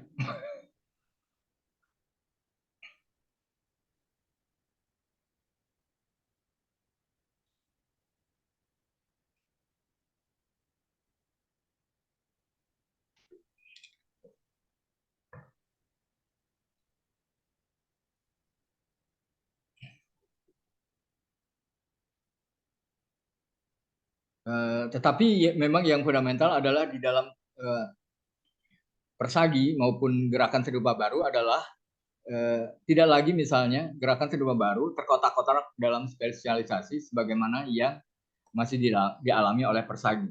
Misalnya adalah bahwa hasil dari gerakan Seni Rupa Baru bukanlah ciptaan, tetapi lebih merupakan produksi. Sementara di Persagi adalah hasil ciptaan atau kreasi yang erat kaitannya dengan kreasi atau sang kreator. Nah, dikotomi ini masih punya relasi tentang klasifikasi antara seni tinggi dan seni rendah yang coba dipluralkan di dalam dalam gerakan Seni Rupa Baru Indonesia lewat satu istilah mereka yaitu seni rupa.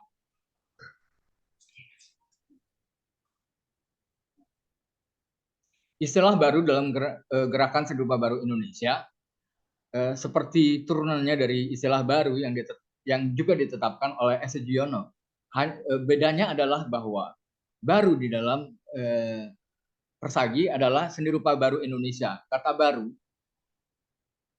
baru itu diletakkan di kata sesudah Indonesia, yaitu seni lukis Indonesia Baru, sementara di GSRB yaitu Seni Rupa Baru Indonesia, yaitu sebelum kata Indonesia.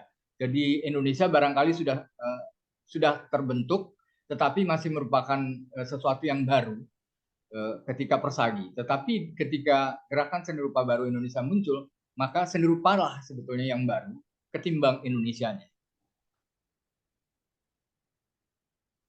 Jadi kedua-duanya sebetulnya merupakan satu istilah untuk menarik garis pemisah yang tegas antara estetika dan ideologi. Yaitu misalnya kalau untuk Persagi yaitu estetika antara Raden Saleh, karya-karya seni lukis Raden Saleh dan Mo Indi dengan seni lukis yang dilakukan oleh Persagi 1938 sampai 1942.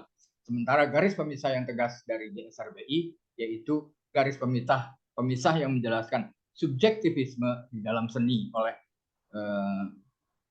dalam seni modern Indonesia ke garis pemisah yang menjelaskan bahwa tidak ada lagi subjektivitas atau subjektivisme di dalam seni, melainkan seni itu sesuatu yang bersifat plural.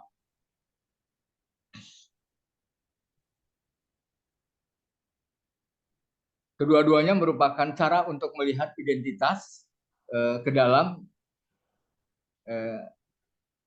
estetika maupun ke dalam ranah sosial. Misalnya kita melihat bahwa di dalam karya Persagi adalah karya yaitu motif, estetika, dan tujuan politik. Nah, mereka rata-rata juga masih berusia muda, sekitar 20-an sampai di bawah 35. Di gerakan Seni Rupa Baru Indonesia, maka kata baru itu adalah cara mereka melihat bagaimana seni rupa itu tidak lagi mengalami pengkotakan dan penilaian yang tunggal.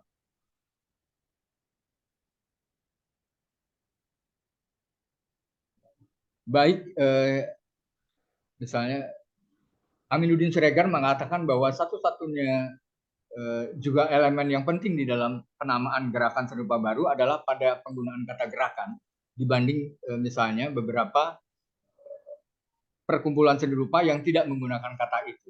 Tetapi saya melihat bahwa Persagi misalnya melalui kata persatuan di dalamnya implisit sudah mengandung makna gerakan. Pertanyaan yang belum mendapatkan kesimpulan dari buku ini adalah bagaimana praktik-praktik pewacanaan dari gerakan Seni Rupa Baru bisa diterima hingga saat ini dan dipandang memberi kontribusi pengaruh yang besar pada cara kita melihat seni rupa Indonesia dan melakukan praktik-praktik dan wacana seni rupa yang kita lihat hingga hari ini sebagai wacana seni rupa situs, yaitu yang bermain di ruang yang nyata ketimbang misalnya ruang yang direpresentasikan.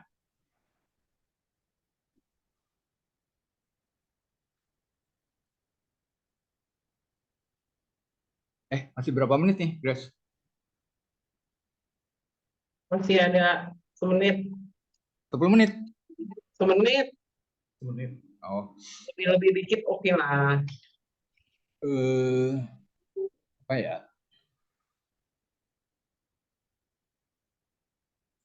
Kedua-duanya sebetulnya baik Persagi maupun GSRD melakukan sikap anti Barat, yaitu tidak hendak percaya pada untuk menggantungkan diri pada perkembangan seni rupa Barat atau Eropa dan Amerika. Sikap anti Barat Persagi, sikap yang juga tercermin dari anti akademisme mereka adalah pernyataan dari Sujoyono kepada pelukis-pelukis yang lebih muda, yaitu ayunkan pensil, lemparkan teknik. Jadi mereka sama sekali tidak menghendaki adanya akademisme di dalam penciptaan karya. Jadi penciptaan karya mereka murni berdasarkan naluri atau yang oleh Hendro Wianto disebut rasa merasa. Nah, sebetulnya gagasan fundamental dari gerakan seni rupa baru Indonesia adalah memisahkan istilah atau mendobrak istilah kreasi atau penciptaan yang akan terkait dengan kepengarangan atau kesenimanan melalui kata kreator ke produksi, sehingga seniman sebetulnya bisa hanya merupakan seorang lebih sebagai seorang produser atau fasilitator untuk karya-karya seni yang dilakukan bersama masyarakat atau bersama di lokasi situs yang biasanya menjadi situs kolaborasi terakhir di perkembangan seni rupa kontemporer.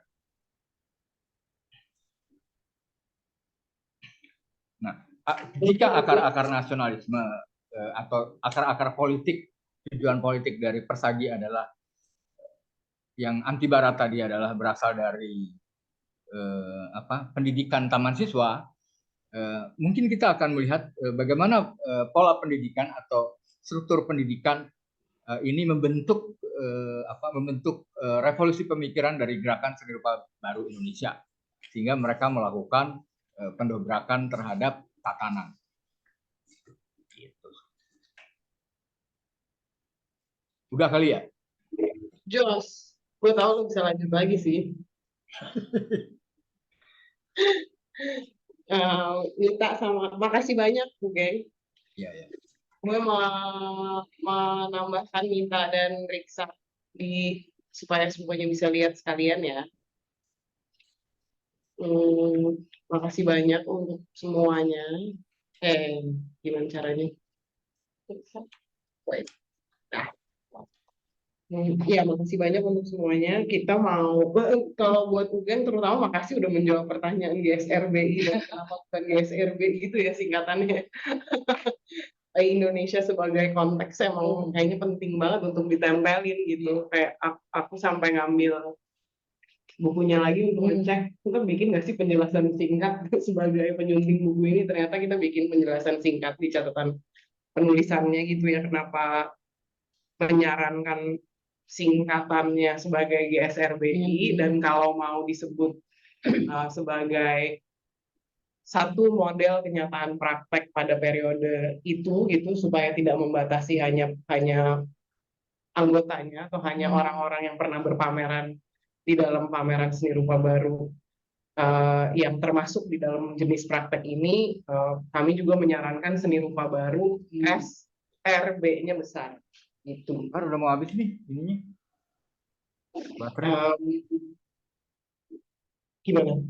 Mbak Ratna, kamu punya pertanyaan buat semuanya atau kita bisa lempar langsung ke forum, karena sebagian besar orang yang enggak sih, maksudnya kita buka aja, kalau ada yang mau bertanya bisa macam-macam, bisa raise hand, bisa ketik di chat, bisa nyalakan kamera gitu, boleh langsung aja, karena kayaknya waktunya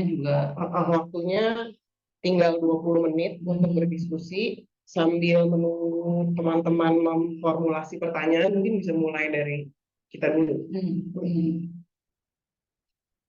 Catatanmu Catatanmu apa? Yang pertama sih menarik ya. Eh, Untung tadi saya sebenarnya suka sih jadinya Mita yang pertama. Terus Mita kemudian dia dengan jeli mencermati istilah-istilah gitu, yang menurutku itu memang satu apa ya? Apa nyebutnya, dilema, bukan dilema sih. Uh, ada banyak sekali silang sengkarut gitu di seputar istilah-istilah yang digunakan di dalam praktek seni rupa di Indonesia, gitu. Apalagi pada masa itu. Gitu. Jadi karena pada eranya seni rupa baru, orang masih punya kecenderungan untuk mengaitkannya dengan praktek yang ada di seni rupa Amerika atau Eropa gitu kan. Jadi orang dengan bisa menyebut, benar persis yang dibilang Mita, bisa menyebut pop art dalam artian sama-sama menyebut pop art misalnya, tapi dengan maksud yang sama sekali berbeda gitu. Maksud konteks ya, dan terus kemudian dalam diskusi kita sendiri kemudian tadi antara mungkin yang aku temu antara yang Mita sama Riksa ya. Misalnya dari istilah kolaborasi gitu, yang di dalam teksnya Haruko juga dalam teksnya Brigitta dan Dina, bagaimana mungkin bukan kolaborasi tapi bekerja bersama-sama gitu kan dalam satu kelompok gitu-gitunya. Jadi ada salah satu trajektori dari, jadi kalau teman-teman selain buku ini yang diterbitkan bersama dengan komunitas bambu, sebenarnya ada yang dari penelitian seni rupa baru yang Papua Injam ini, itu salah satu keluarannya adalah data katalog. Jadi semua material yang dipakai oleh para penulis untuk menulis teks di dalam monograf ini juga sekarang sebenarnya sudah bisa diakses baik melalui online archive-nya IPA ya, karena mulanya bekerja sama dengan IPA, atau di archive.org-nya Hyphen gitu. Dia nggak dilepas begitu aja sebagai material, tapi dia logika di balik kerja pengarsipannya juga dibuka di situ gitu. Nah, salah satu trajektori yang kita kejar waktu itu adalah selain tentu saja Sanento Yuliman karena banyak menulis untuk seni rupa baru, juga Pak Sujoko, Profesor Sujoko yang memang punya perhatian yang sangat besar terhadap kata-kata dan kemudian istilah-istilah bagaimana dia digunakan di dalam praktek seni hari ini gitu. Hari itu dan hari ini gitu. Itu ya. Kalau pertanyaan apa ya, tadi sih sebenarnya kalau ke bisa dibagi ya, kalau ke Mita komparatif tadi iya, gue I feel you tentang loncatnya gitu ke endingnya esainya Haruko, tapi ada kalau gimana sih cara menggunakan karena komparatif ini metode ya untuk menulis, untuk meneliti gitu. Gimana sih cara menggunakan metode komparatif ini yang apa ya, kalau pakai bahasa anak sekarang, yang mindful, yang berguna gitu sebenarnya, yang berguna untuk kerja pembacaan dan kerja praktek seni hari ini.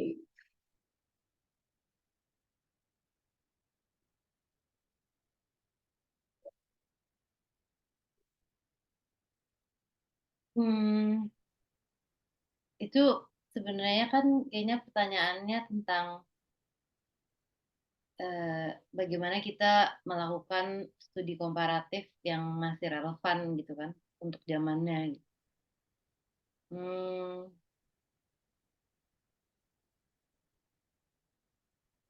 Ya menurut saya jadi tergantung ini jadinya klise, tapi ya jadi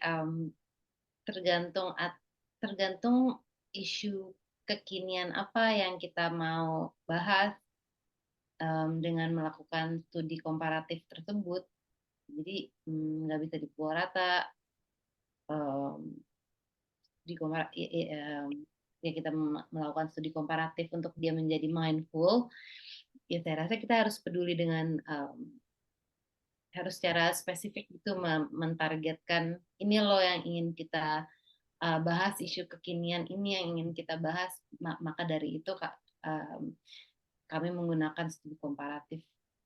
Kalau biar nyambung sama Riksa, kalau kita kunci di kata kolaborasi tadi aja misalnya gimana? Kolaborasi dan proyek ya, maksudnya kalau sekarang kan si proyek nih kayak enteng aja dilempar gitu sebagai, jadi apa bedanya proyek dan karya gitu dalam konteks seni rupa baru, jelas bedanya karya dan proyek gitu. Tadi sempat lo bahas juga gitu kan, terus sama Ugeng sebenarnya ditarik mundur, kalau lo ngebahasnya maju, Ugeng ngebahasnya mundur gitu, gimana membedakannya sama proses kreasinya Kelihatan Persagi gitu. Kalau gua mau nambahkan misalnya konteks aku tadi, keakuan tadi sebagai subjek pelaku seni itu sebetulnya juga sudah ditolak ketika SIM melakukan karya-karya kolaborasi mereka berupa baliho-baliho politik yang ditempatkan di ruang-ruang strategis di Madiun, Solo, dan terutama di Jogja. Jadi mereka tidak menamakan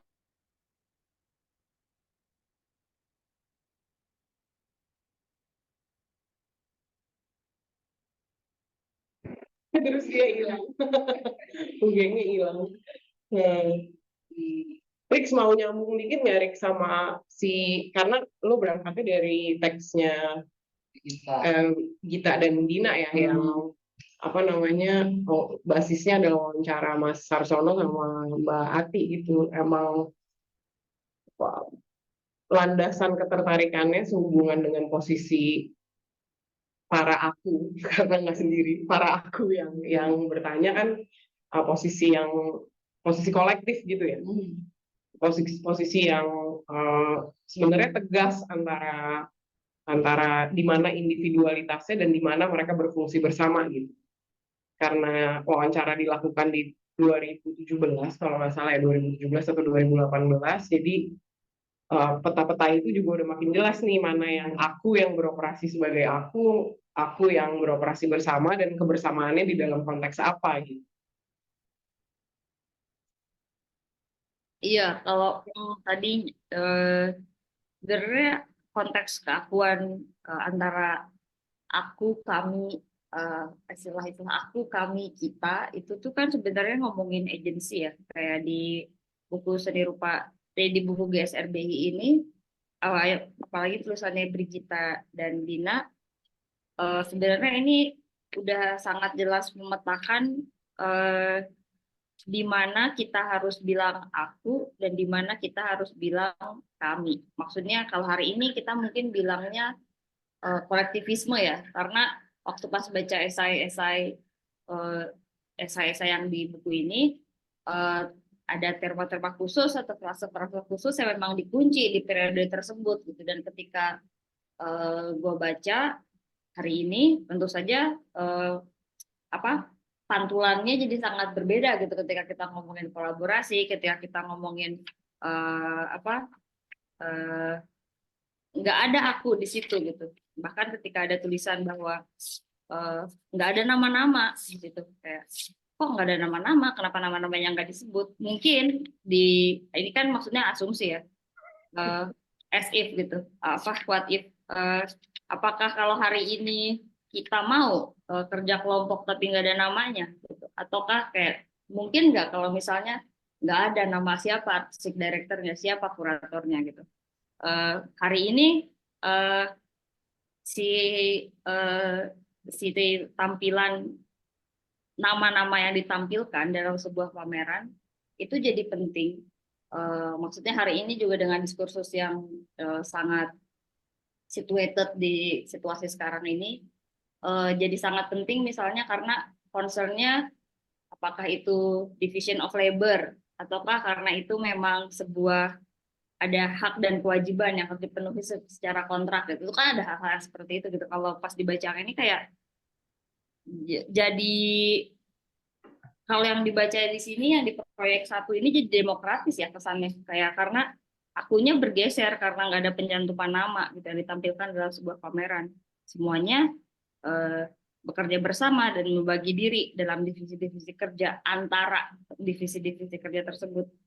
Menarik sih lihat gimana pola-pola, maksudnya karena concern hari ini ketika gue baca buku ini misalnya lagi pengen mengelola diri sendiri sebagai buruh gitu, sebagai pekerja seni, jadinya ngelihat ini jadi sangat menarik untuk ngelihat refleksi-refleksinya gitu, kayak oh kerja-kerja seperti ini nih yang dibutuhkan hari ini, tapi yang di periode tertentu dengan gerakan tertentu dengan konteks tertentu memang terma-terma atau frasa-frasa ini yang digunakan untuk menjelaskan cara-cara kerja masing-masing gitu. Itu aja sih. Mana Jadi mau resume lagi nggak yang tadi sambil ya, maaf tadi terputus karena ada gatek, gangguan teknis. Jadi ada aturan di dalam SIM bahwa jika karya itu merupakan proyek politik dari katakanlah Presindo waktu itu, maka mereka tidak boleh mencantumkan nama kecuali nama kelompok, yaitu seniman Indonesia Muda. Jadi di baliho mereka biasanya di sudut kanan atau kiri ya, itu biasanya ada tulisan seniman Indonesia Muda bersama logo mereka gitu. Iya tadi jadi pengen ada satu yang mungkin sering luput karena fotonya nggak banyak ya, pameran konsep seni rupa baru 1976. Tadi kalau nggak salah sekilas ngelihat ada Mbak Ati mungkin bisa nambahin, tapi seingatku dari sedikit sekali teks yang bisa ditemukan dari pameran konsep seni rupa baru 1976 itu ada kerjanya adalah bersama-sama orang-orang berkumpul, para seniman ini berkumpul mempertanyakan apa sih yang disebut sejarah seni rupa Indonesia ini, terus mereka mengartikulasikannya dalam bentuk visual, ada diagram, ada gambar seperti komik gitu-gitu. Presentasinya hanya 3 hari, diskusinya 3 hari, presentasinya 3 hari, dan di situ juga nggak ada nama ya, maksudnya. Jadi ini sebenarnya tidak hanya terjadi ketika namanya berubah menjadi seni rupa baru proyek 1 ataupun proyek 2 di 80-an, ketika artikulasinya jelas ya tentang produksi gitu. Di 1976 ini juga sudah terjadi. Iya, pas gimana?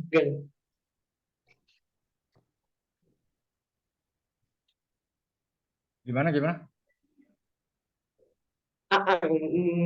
Catatan aja sih, catatan kalau di 76 dia juga pencarian yang seperti yang kan jelasin kalau di SIM dia bentuknya iya. Kolaborasi di tahun misalnya 76 seni rupa baru itu yang mengajak publik itu sebetulnya adalah upaya awal yang disebut Hendro, sebetulnya keinginan untuk berkomunikasi. Jadi keinginan untuk berkomunikasi itu perwujudan yang paling jelas adalah di pameran konsep. Ketika publik benar-benar terlibat di dalam representasi atau presentasi pameran mereka, dibanding misalnya yang sebelumnya yang katakanlah murni dari penciptaan si para senimannya gitu.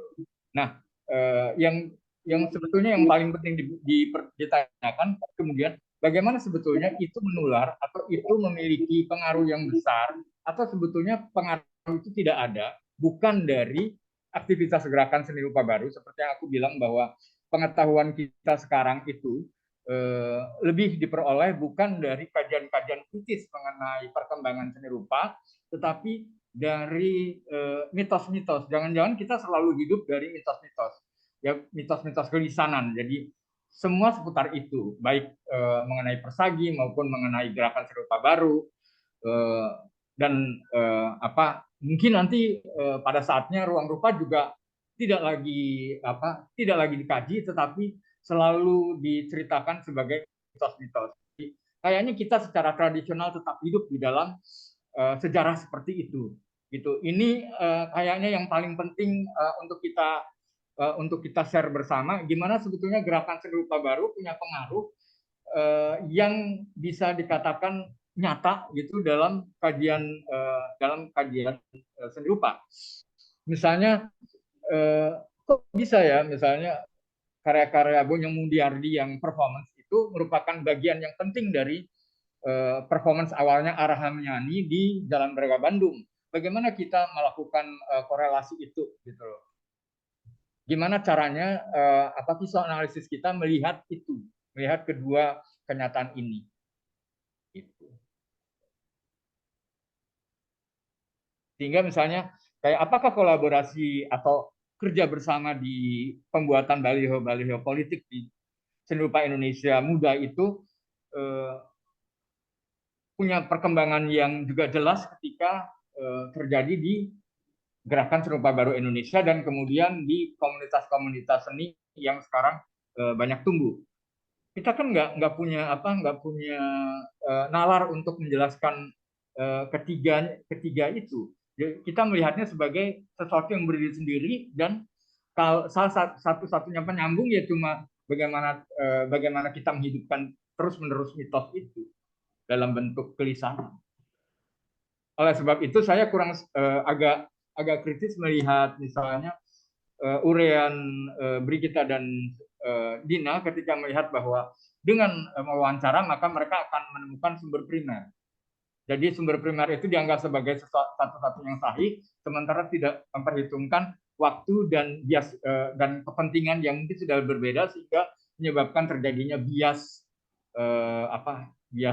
telaah gitu loh. Jadi kalau di dalam buku ini ada naskah yang operasinya kayak sebaliknya gitu ya. Hampir seperti sebaliknya dari upaya yang dilakukan Gita dan Dina gitu mewawancarai, karena memang yang pertanyaannya seputar hubungan antar orang-orangnya dan bagaimana operasi yang nggak kelihatan gitu kan. Kalau pertanyaannya Gita dan Dina, ada teksnya Nudi yang dia mereenact gitu kan, mereenact atau bahkan membuat cara untuk berhubungan sama naskah gitu lewat teksnya dia gitu. Mungkin itu perlu sesi lain, perlu sesi bedah buku lain yang untuk ngelihat itu gitu. Tapi kepikiran aja karena udah lama juga udah lama menyunting bukunya, udah lama yang menunda-nunda penerbitannya adalah kerja berupaya teliti mengecek aksara dan lain sebagainya. Jadi sebenarnya ngobrolin sekarang tuh membangkitkan banyak ingatan gitu ya, sama ada remarks yang tadi Ugeng bilang jadi kepikiran juga tuh belum memeriksa hubungan langsung dengan ini. Kita ngoceh aja terus karena sepertinya nggak ada yang bertanya ya, atau nggak ada kan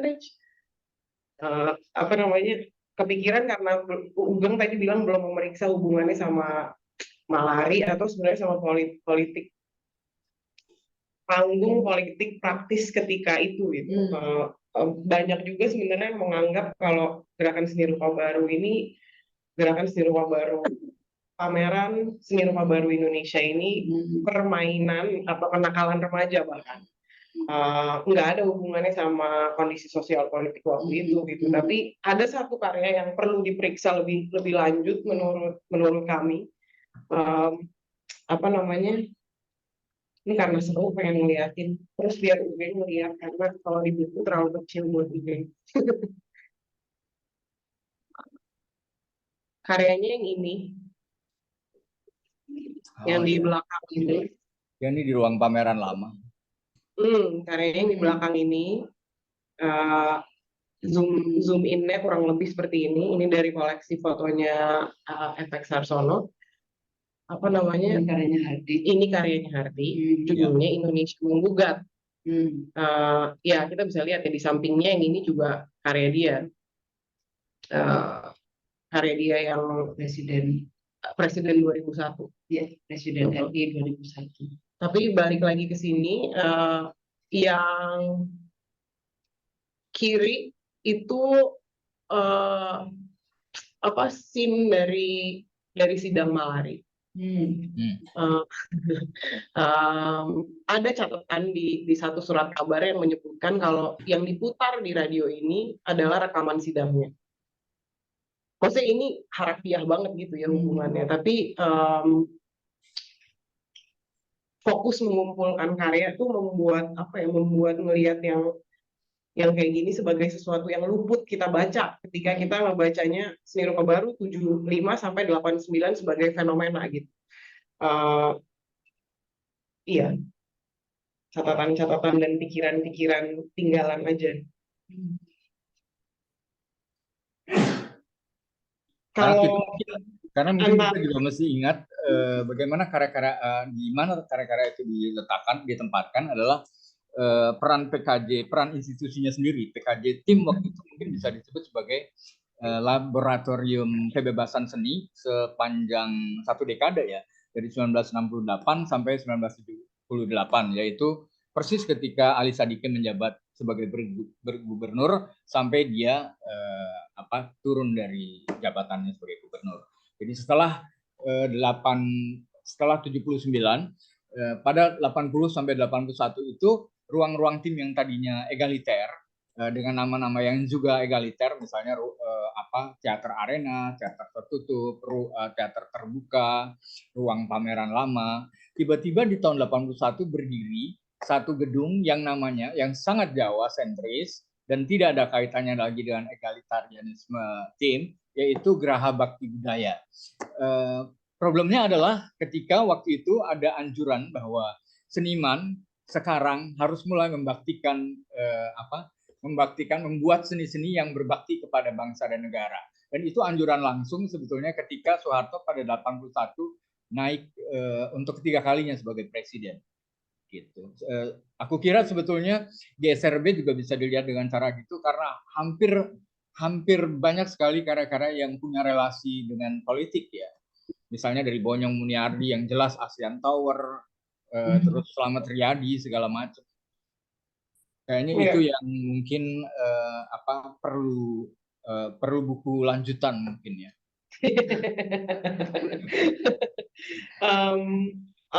Ya lanjutan dan perlu waktu lagi untuk terus ngobrol. Waktu sudah hampir pukul 6. Mau nanya Mita dan Riksa punya remarks atau closure nggak?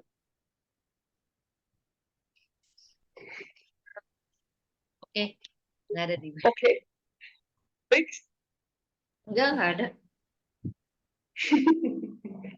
Masih banyak PR, makasih banyak untuk Mita, Riksa, dan Ugeng, juga untuk semuanya yang udah meluangkan waktu hadir di sini. Makasih untuk Dewan Kesenian Jakarta, makasih untuk komunitas Bambu, dan berarti sampai ketemu di bedah buku berikutnya. Selanjutnya.